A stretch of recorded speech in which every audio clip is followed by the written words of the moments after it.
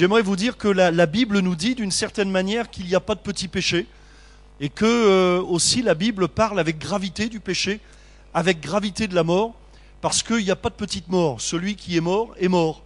La Bible nous dit, et Jésus nous dira par exemple, qu'il y a deux chemins, qu'il y a un chemin large et spacieux qui mène à la perdition, en d'autres termes qui mène à la mort, et puis un chemin étroit et resserré qui mène à la vie.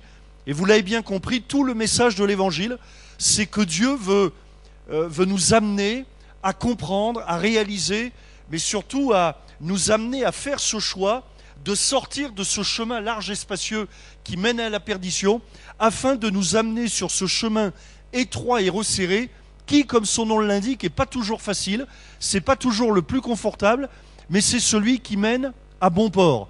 Je ne sais pas comment vous faites quand vous allez quelque part, mais en général, quand on veut aller quelque part, ce qui est intéressant, c'est le but. Ce n'est pas tellement l'itinéraire, mais c'est le but. Et ce qui intéresse Dieu, et ce qui, finalement, ce qui donne, et c'est le thème de ce soir, donner un sens à ma vie, c'est que réellement Dieu veut donner un sens à notre vie. Un sens dans le terme littéral, c'est-à-dire une direction. Dieu veut inscrire un but en nous. Et je me suis aperçu, en regardant un petit peu autour de moi, en réfléchissant avec l'expérience, je me suis aperçu qu'il n'y a rien de pire dans la vie que de ne pas avoir de but. Ou que d'avoir perdu le but, c'est-à-dire de ne pas vraiment savoir pourquoi on vit, pourquoi on mange, pourquoi on dort, pourquoi il faut aller retravailler le lundi matin, pourquoi toutes ces choses, finalement à quoi ça sert la vie. Et ce qui donne de la force, du courage, c'est d'avoir un but. Et j'aimerais vous dire que Dieu veut mettre un but, donne un sens à notre existence. On va lire ensemble dans Deutéronome, chapitre 32, verset 28. Voici ce que Moïse dit, mais Moïse, il parle de la part de Dieu, dit au peuple d'Israël: c'est une nation qui a perdu le bon sens, et il n'y a point en eux d'intelligence. Amen. Voilà que Dieu fait un constat, et on le trouve, Deutéronome chapitre 32, c'est la fin de la vie de Moïse. Et à la fin de sa vie, Moïse a parlé au peuple d'Israël, et ça a été en quelque sorte le chapitre 32 du Deutéronome et aussi le chapitre 33, en quelque sorte comme son testament, les dernières paroles de Moïse, les dernières paroles de l'homme de Dieu au peuple de Dieu, mais surtout les paroles de Dieu au peuple de Dieu, à son peuple. Et voilà que dans Deutéronome 32, si vous le lisez, vous trouverez que Dieu résume en quelques mots l'itinéraire du peuple d'Israël. Dieu parle des agissements de son peuple, avec ses égarements, ses erreurs, ses mauvais choix, ses mauvaises décisions. Mais aussi Dieu, au chapitre 32, par la bouche de Moïse, rappelle ses promesses. Et je vais lire simplement pour vous, là, à partir du verset 10, Deutéronome 32, verset 10. Voici ce que Dieu dit, entre autres. Il l'a trouvé dans une contrée déserte, dans une solitude aux effroyables hurlements. Il l'a entouré, il en a pris soin, il l'a gardé comme la prunelle de son œil. Et j'ouvre là une parenthèse, voilà que Dieu dit, ben voilà, mon peuple, je l'ai trouvé là où il n'y avait pas d'espoir, là où il était dans le désespoir, j'ai été le chercher, je l'ai trouvé, je l'ai pris, je l'ai arraché à la solitude, je l'ai entouré, j'en ai pris soin, je l'ai gardé comme la prunelle de mon œil. Et j'aimerais vous dire que c'est ce que Dieu fait, ou en tout cas veut faire avec chacun d'entre nous. Il veut nous trouver. Si vous cherchez Dieu, vous le trouverez. Dis à ton voisin, si tu le cherches, tu le trouveras. C'est comme à l'école. Ceux qui cherchent la bagarre, mais c'est pas pareil. C'est pas pareil. Si vous cherchez la bagarre là, vous ne la trouverez pas. Mais si vous cherchez Dieu, la Bible dit, c'est pas compliqué, celui qui cherche, trouve. Pourquoi ? Pour la bonne et simple raison que Dieu demande que ça. Dieu veut se laisser trouver. Donc Dieu aime ceux qui le cherchent. Alors il le dit, je l'ai trouvé. Voilà, et comme chacun d'entre nous, d'entre nous, si nous le cherchons, il nous trouvera et nous le trouverons. Et même si nous sommes dans la solitude, il nous arrachera à la solitude. Il nous entourera, il prendra soin de nous, il nous gardera comme la prunelle de ses yeux. Essayez de mettre le doigt dans l'œil de votre voisin. Allez, je vous donne 30 secondes. Il n'y a personne qui ose? Personne?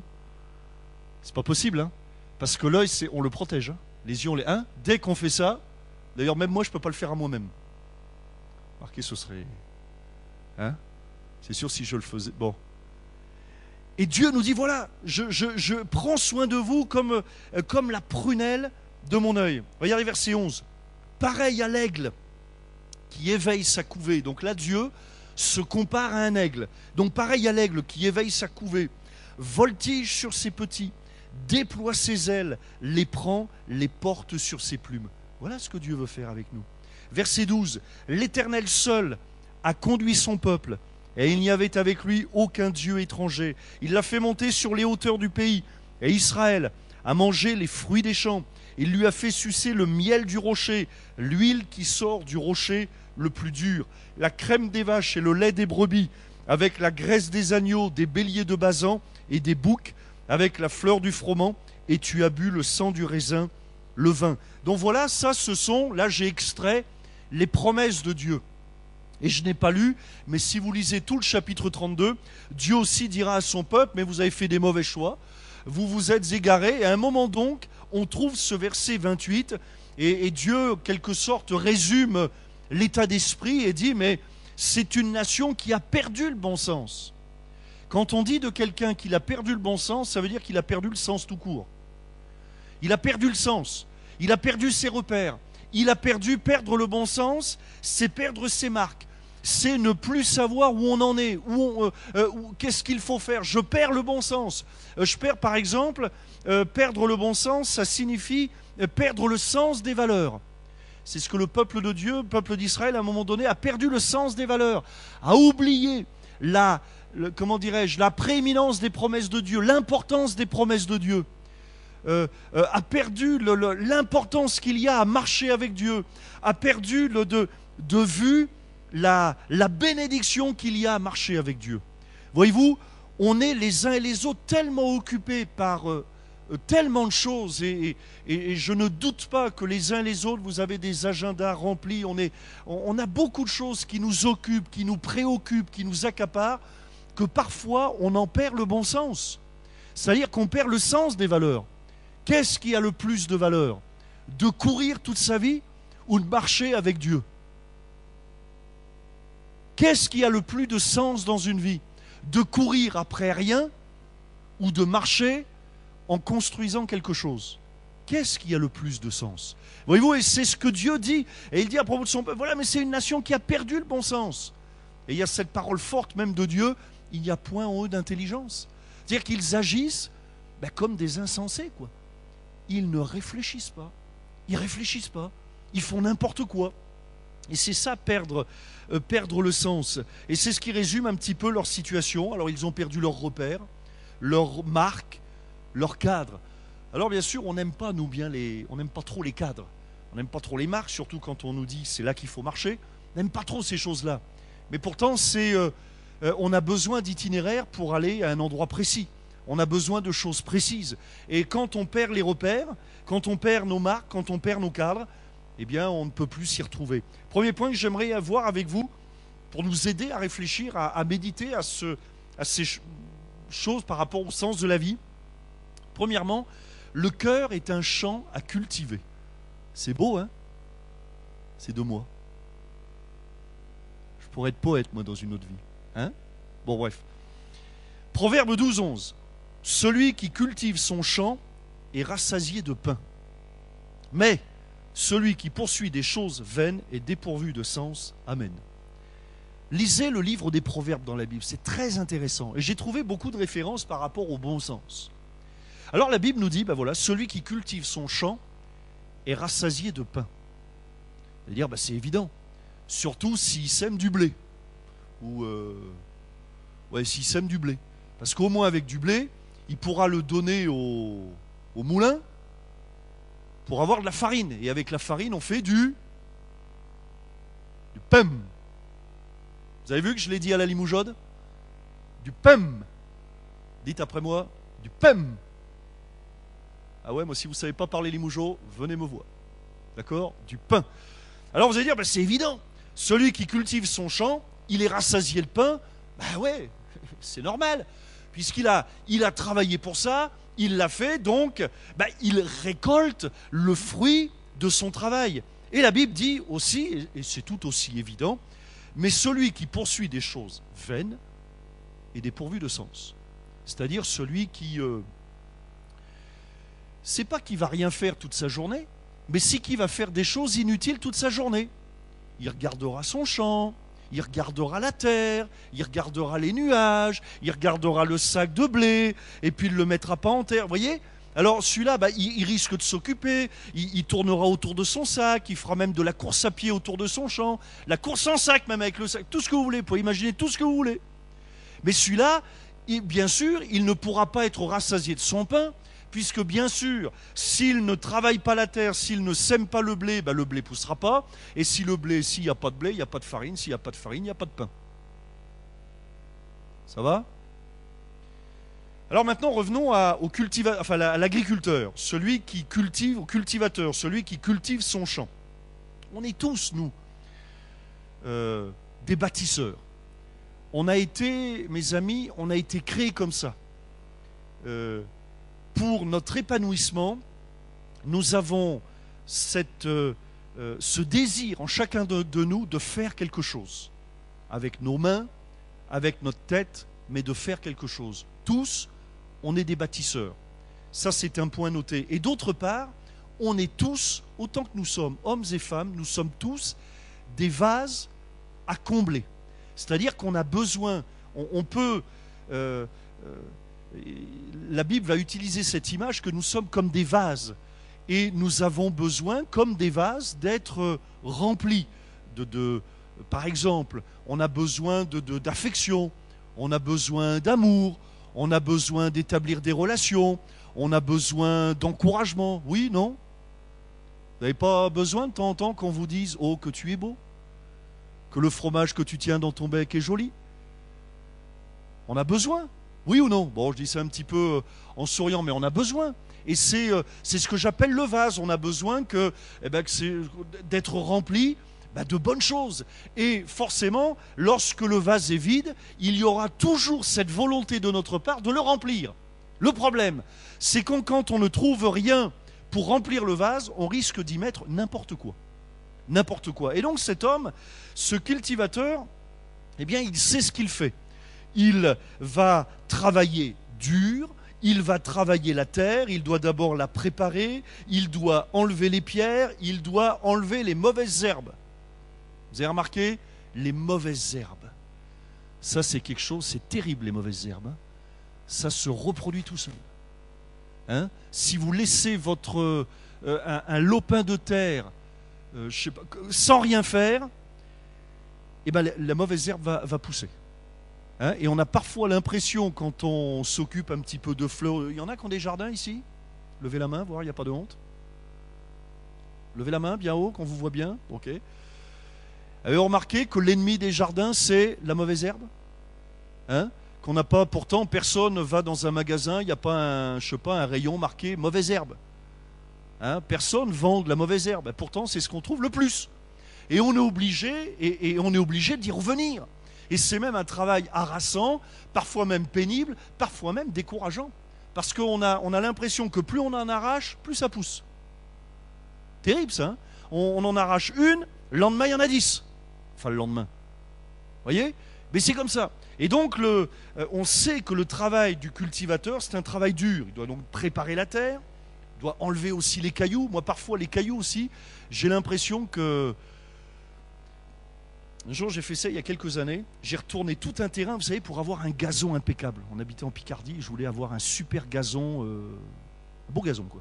Surtout qu'en Picardie, il y a de l'eau. Hein. Vous n'avez pas besoin d'arroser, ça vient tout seul. On a l'impression parfois d'habiter dans l'arrosoir. Vous voyez, tellement il pleut. Et les Marseillais, ils savent pas ce que c'est, mais jamais, hein, c'est bon. Et je voulais un beau gazon, et j'ai retourné la terre. Et j'avais l'impression que les cailloux s'étaient donné rendez-vous dans mon terrain. J'ai dit, c'est pas possible, je suis tombé sur le rassemblement national des cailloux de France.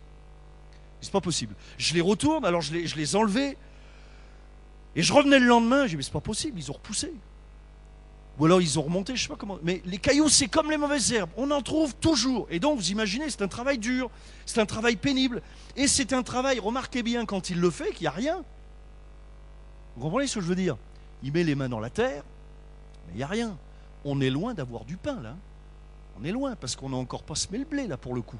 Bon, donc il y a toute cette préparation, enlever donc de préparation de la terre, etc., de retourner la terre encore et encore, avant d'y mettre la moindre semence. Ensuite, il faut tracer des sillons, parce que la semence, on ne peut pas la mettre n'importe comment.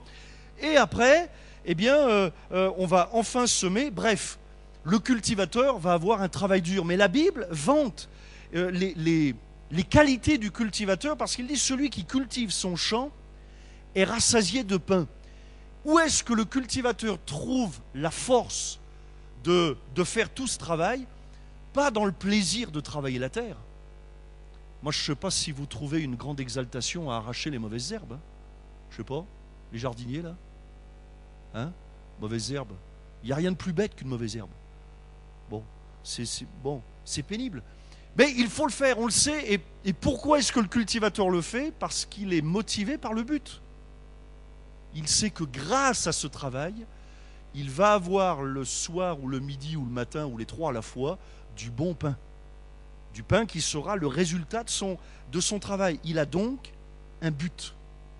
Mais celui qui n'a pas de but, celui qui poursuit des choses vaines, le roi Salomon parlera de choses vaines, de vanité. C'est-à-dire, vous savez, ça ressemble à des ballons de baudruche, mais il n'y a rien dedans. Il n'y a rien. Ça éclate, ça fait du bruit. C'est coloré, ça attire le regard, mais il n'y a rien. On ne peut pas se nourrir avec, ça n'a pas une durée de vie très longue. On ne peut rien faire avec, c'est du vide. Et la Bible dit, mais celui qui poursuit des choses vaines est dépourvu de sens.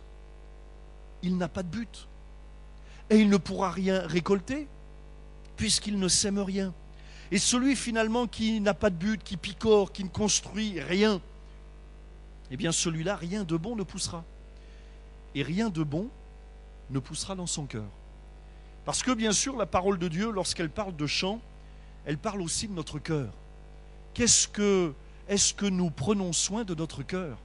Il est là aussi le message de l'Évangile. Dieu veut nous apprendre à prendre soin de notre cœur. Est-ce que notre cœur est préparé, par exemple, à recevoir la parole de l'Évangile? Est-ce que nous allons tracer des sillons dans notre cœur pour laisser de la place à la parole de Dieu? Est-ce que nous allons prendre soin d'enlever les mauvaises herbes? Les herbes du doute, les herbes de l'incrédulité, les herbes peut-être de mauvaises images de Dieu, de se dire oui mais avec Dieu c'est la religion, mais Dieu est tout puissant. Vous voyez, d'enlever ces mauvaises herbes, d'enlever les cailloux. Parfois des déceptions dans le passé nous ont comme refroidis. Et j'ai remarqué souvent quand il nous arrive des malheurs qu'on accuse Dieu. J'ai jamais rencontré personne, moi, qui accusait le diable. C'est toujours de la faute de Dieu. Il y a de la famine dans le monde, c'est la faute de Dieu. Il y a des tremblements de terre, c'est de la faute de Dieu. Tout est de la faute de Dieu. Il y a des malheurs, il y a des nations qui s'entre-déchirent, qui se détruisent entre elles. Ah ben c'est de la faute de Dieu. Mais il ne faut pas confondre les genres. Dieu est bon. La Bible nous dit que Dieu est amour. Par contre, moi j'aimerais bien vous parler du diable alors. Le diable, lui, agit mal. Le diable est celui qui est venu pour tuer, pour dérober, pour égorger, pour souiller, pour salir, pour détruire. Le diable, oui, et j'y vois plutôt la main du diable. J'y vois la main du diable. Et voilà que celui qui ne construit rien, bien rien de bon ne poussera. Celui qui ne veille pas à enlever les cailloux de son cœur, ou qui ne laissera pas la parole de Dieu faire son œuvre, eh bien celui-là, vous comprenez, on ne récolte que ce que l'on a semé. Un exemple très concret. Si vous voulez commencer à voir Dieu agir dans votre cœur, laissez-lui de la place. Laissez-lui de la place. Comprenez ce que je veux dire? On ne peut pas simplement, venir ici, s'asseoir, écouter, dire voilà, j'ai passé un bon temps, et puis repartir. L'évangile, c'est pas séance de, de picoration, là, ou de l'action de picorer. Vous voulez que Dieu agisse dans votre cœur? Laissez-lui de la place. C'est-à-dire tracer des sillons dans votre cœur.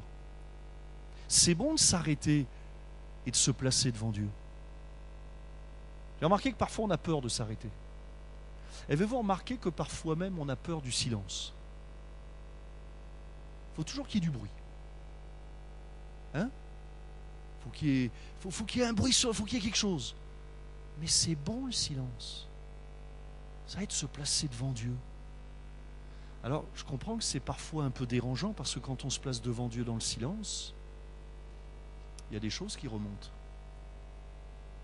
On réfléchit, mais c'est bon de réfléchir. Le cultivateur, pour avoir son blé, il a réfléchi.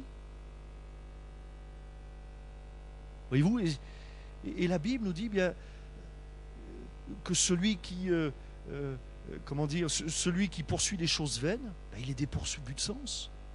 Alors il peut mettre la hi-fi à fond, la télévision à fond, mais il ne construira rien. Il ne sèmera rien. Deuxième point, je prends soin de ce que j'aime. La Bible nous dit, Proverbe toujours, 19 verset 8, celui qui acquiert du sens aime son âme.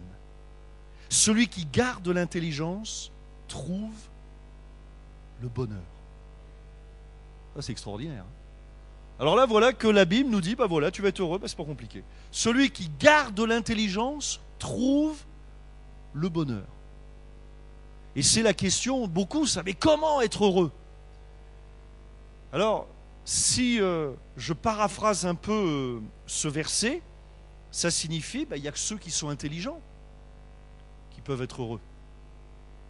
Ouais, alors, est-ce que ça dépend de mon quotient intellectuel? C'est pas ça.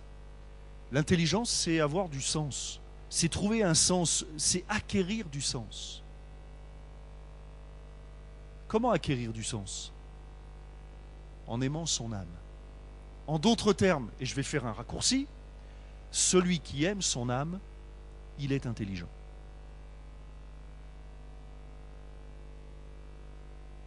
C'est QFD. Celui qui aime son âme est intelligent. Celui qui aime son âme va acquérir du sens. Pourquoi?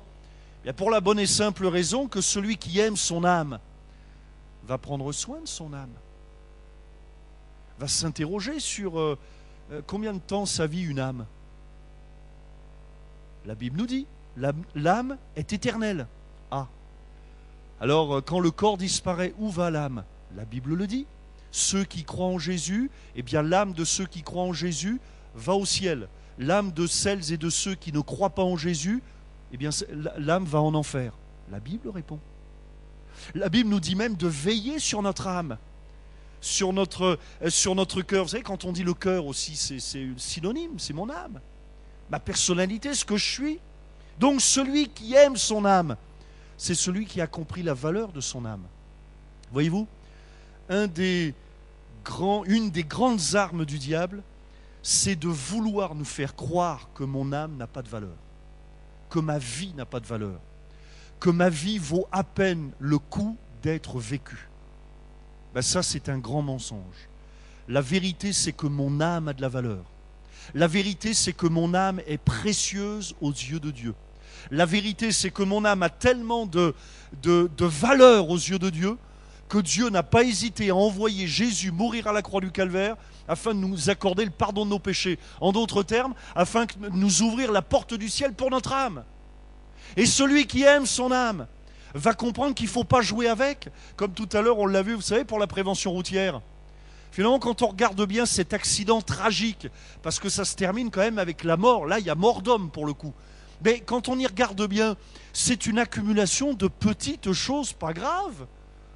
Il roule un petit peu vite, il envoie un tout petit SMS, il oublie de mettre un tout petit clignotant qu'on voit à peine. petit clignotant. Seulement quand la mort est là, la mort est là. Et parfois dans la vie c'est comme ça. C'est une accumulation de petites décisions, mais de mauvaises décisions. Et Dieu veut nous emmener sur le chemin de la vie. Celui qui aime son âme, mais c'est celui qui va en prendre soin. Savez-vous que le bien le plus précieux que nous ayons, c'est notre âme? Et parfois, il y a des riches, il y a des pauvres, mais au point de vue de l'âme, on est tous riches, parce qu'on a tous au moins une âme. Comptez-vous? On est tous venus au monde avec une âme. Peut-être pas tous avec le même porte-monnaie, mais tous avec une âme qui a la même valeur, qui a la même valeur aux yeux de Dieu, la même durée de vie, c'est-à-dire éternelle, la même qualité aux yeux de Dieu. Et c'est à nous, la Bible nous dit, c'est à nous de prendre soin de notre âme. Et celui qui vit sans repère, celui qui vit sans réfléchir, celui qui détruit son corps, celui qui veut remplir son vase avec de mauvaises herbes, d'ailleurs parfois même avec de mauvaises herbes littéralement, qui se drogue avec de mauvaises herbes,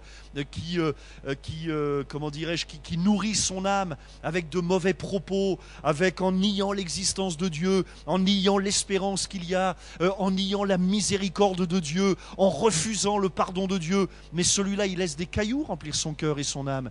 Il salit son âme, il la dévalorise et il l'emmène en enfer. C'est terrible. Celui qui est inconscient, qui n'a pas qui prend pas soin de son âme. Et le troisième point, c'est que le diable aussi veut nous mettre hors de sens. Regardez dans Marc chapitre 15, verset 15. Ils vinrent auprès de Jésus et ils virent le démoniaque. Qu'est-ce que c'est un démoniaque? Un démoniaque, c'est quelqu'un qui vit en étant possédé d'un démon, d'un ou de plusieurs démons. Les démons se sont emparés de lui, c'est-à-dire qu'il marche loin de Dieu, là pour le coup. Ils virent le démoniaque, celui qui avait eu la légion, c'est-à-dire une armée de démons. Lui, il avait eu plein de démons. Il était assis, vêtu, parce qu'avant il était tout nu, et dans son bon sens. Et ils furent saisis de frayeur. Qu'est-ce qui s'est passé? Cet homme a rencontré Jésus. Et une des conséquences quand on remet sa vie entre les mains de Jésus, c'est que les démons sont chassés. Et d'un. De deux, je suis habillé. Dieu me revêt du vêtement de la justice. Dieu me revêt d'un vêtement blanc. Et de trois, Dieu me rend le bon sens. Voilà que cet homme, qui était un fou, qui vivait dans les cimetières, qui se meurtrissait lui-même, qui vivait, la Bible nous dit qu'il était dénudé, un fou, et bien voilà qu'il le retrouve assis, vêtu, et dans son bon sens. Il a retrouvé le sens. Et là, les gens qui ont connu cet homme, qui pouvaient dire de cet homme, c'est un fou, c'est un, comment dirais-je, on ne pourra rien en faire de ce gars-là. C'est fini, c'est un pauvre gars. Vous savez, comme parfois on peut dire de quelqu'un, c'est un pauvre gars. Sous-entendu, c'est fini pour lui. Il n'y a personne qui peut rien faire pour lui. Il n'y a personne qui peut s'intéresser à lui. Ben, Jésus s'est intéressé à lui. Jésus s'est intéressé à lui. Jésus est intervenu dans la vie de cet homme. Et cet homme est redevenu un homme. Et vous savez quoi, la bonne nouvelle de l'Évangile? C'est que l'âme de cet homme, on le retrouvera au ciel pour celles et ceux qui iront. Parce qu'il a retrouvé le sens. Voyez-vous, le diable est venu pour nous enlever le bon sens, pour remplir nos vases de cailloux et de mauvaises herbes. Mais Jésus est venu pour enlever ces cailloux, pour arracher ces mauvaises herbes dans nos cœurs. Vous savez, la mauvaise herbe, comme la haine, la colère, la rancune, l'amertume. Jésus est venu. Savez-vous que c'est le manque de sens qui pousse à la déprime? C'est le manque de sens qui fatigue. Vous savez, de vivre. Imaginez un cultivateur qui cultive son champ sans que jamais le blé pousse. Avouez que c'est déprimant. Eh bien, c'est ça, vivre quand il n'y a pas de sens. C'est-à-dire que de toute façon, la vie sera quand même dure. Mais la différence, c'est que je récolterai jamais rien. Ça déprime. Ça fatigue, ça amène même au suicide pour certains. Savez-vous que c'est le manque de sens qui provoque l'ennui, la boulimie, la fièvre du jeu, ou diverses fièvres, vous savez, afin de remplir le vase. Et c'est ce qui donne un sens à ma vie, qui m'élève. Il y a une étude de longévité qui a été faite auprès d'hommes et de femmes qui avaient tous plus de 100 ans. Et il y a une étude qui a été faite. Et voilà les conclusions de cette étude. Alors on s'attendrait à trouver dans cette étude des conseils concernant les régimes alimentaires, concernant des médicaments, concernant, vous savez, des exercices réguliers et fatigants. Oui, non?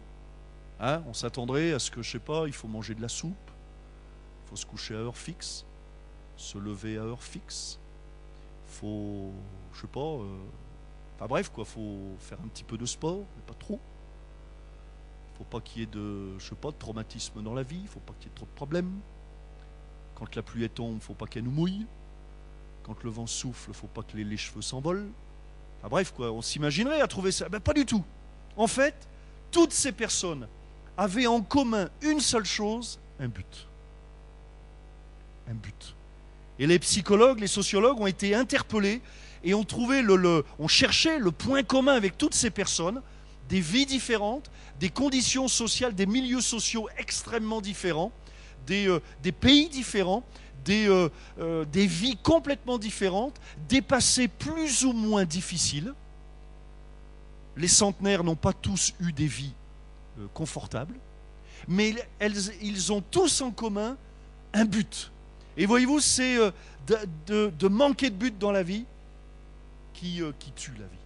Et j'aimerais vous dire que Dieu nous donne un but. Et les enfants de Dieu, eux, ont une mission élevée et belle, une raison de vivre. Regardez, Jésus nous donne une vie intéressante. Et je termine avec quelques témoignages. Regardez Saül de Tarse. Saül de Tarse, qui était un homme qui persécutait les chrétiens. Imaginez, son but dans la vie, c'était de faire du mal aux gens. Vous croyez que ça fait du bien, ça? Vous croyez que ça élève une âme? Vous croyez que le gars, il dormait en paix? Vous croyez qu'il était fier de lui? Vous croyez qu'aux réunions de famille, sa mère pouvait dire « Ah, venez voir, il y a le fiston! Qu'est-ce qu'il fait dans la vie, ton fiston? Il est tueur. » Et lorsque Dieu a croisé le chemin de sa vie, Dieu en a fait l'apôtre de la vie. Vous ne croyez pas que c'est autre chose? Cet homme qui procurait la mort, eh bien, il est devenu le prédicateur de l'évangile. Et il apportait des paroles de paix, des paroles de vie, des paroles de réconfort. Les malades étaient guéris quand il priait, il chassait les démons, etc., etc. Dieu a donné un sens à sa vie, une direction, et pas n'importe quelle direction. Il n'y a rien de plus beau que les attouchements de Dieu. Simon, le pêcheur, est devenu le pêcheur de poissons, est devenu le pêcheur d'âmes. Pierre, pêcheur, mais d'âmes, s'occuper des âmes. Moïse, l'enfant gâté, enfin l'enfant qui a vécu dans la famille de Pharaon, qui a été récupéré par la famille de Pharaon, on pourrait dire qu'il a vécu comme un enfant gâté, est devenu un libérateur. Dieu avait un but pour lui. C'est ce qui a élevé cet homme. David le poète, celui qui gardait les moutons dans un champ, est devenu un roi, stratège, grand guerrier, grand roi, le plus grand roi d'Israël. Voyez-vous, Dieu a mis un but dans son cœur. Dieu veut embellir votre vie. Dieu veut toucher votre cœur. Est-ce que vous laisserez Dieu faire son œuvre dans votre cœur? Et alors, ce qui est impressionnant quand on regarde, et puis j'aurais pu élargir la liste, on trouve beaucoup d'hommes et de femmes de Dieu, mais ce qui est extraordinaire, le plus extraordinaire, c'est que toutes ces femmes, tous ces hommes de Dieu n'étaient pas humainement prédestinés à avoir des carrières formidables. Mais je vais vous dire quelque chose. Il n'y a rien qui peut empêcher Dieu de nous élever. Il n'y a rien qui peut empêcher Dieu de nous relever. Il n'y a rien qui peut empêcher Dieu d'accomplir les plans que Dieu a pour chacun d'entre nous. Et puis enfin, je termine, la croix. Jésus s'est donné à la croix pour nous. Eh bien, la croix, c'est ce qui donne un sens à notre vie. Il n'y a rien de plus beau, voyez-vous, de marcher sur le chemin de la vie en réalisant que j'ai tellement de valeur parce que quelqu'un s'est donné pour moi. Il n'y a rien qui embellit plus la vie que de savoir qu'on a été sauvé par le Sauveur, que le Sauveur s'est intéressé à nous. Jésus, c'est l'antidépresseur.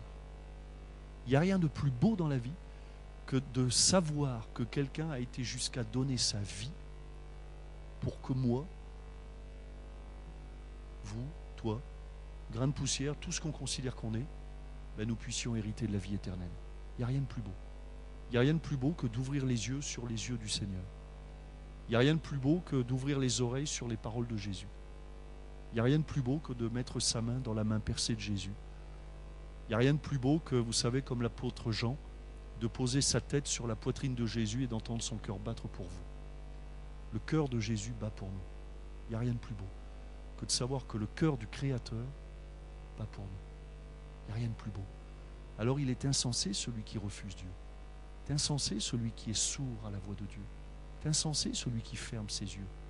Mais il est heureux l'homme qui se confie en l'Éternel. On va prier Dieu quelques instants. Notre Père Céleste, merci pour ta parole, pour ton esprit. Merci Seigneur parce que ta parole est véritablement une parole de vie, une parole de bénédiction, une parole de guérison. Et je te prie mon Père Céleste afin que les uns et les autres tu nous aides à comprendre la valeur de notre âme, que tu nous aides à réaliser ce que toi tu veux, comment tu veux remplir notre vase, que tu nous aides à préparer nos cœurs, à recevoir tes pensées. Seigneur, on ne veut pas faire partie de ces gens qui gâchent leur vie, bêtement. Mais nous voulons faire partie de celles et de ceux qui se confient en toi. Seigneur, lorsque tu touches une vie, tu l'embellis. Lorsque tu touches un cœur, tu ouvres la porte de l'éternité, du ciel. Je te bénis parce qu'on a tellement de valeur, tu as donné ta vie pour nous. Tu es mort à la croix du Calvaire afin que nous vivions. Et je te prie de bénir maintenant cet auditoire. Amen.